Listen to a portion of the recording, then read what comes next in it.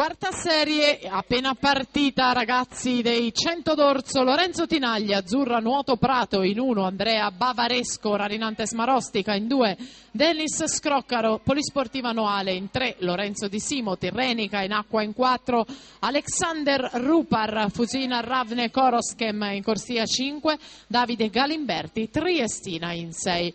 Siamo alla virata con Dennis Scroccaro, 31 e 30 davanti a Di Simo e Tinagli.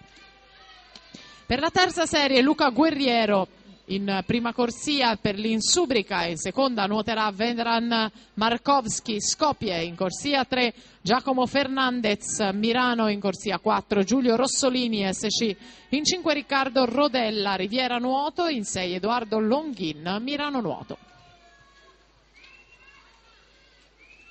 Dennis Scroccaro è rimasto al comando anche nella seconda parte di gara e si aggiudica la sua batteria, la Serie 4, 1, 0, 5 e 25.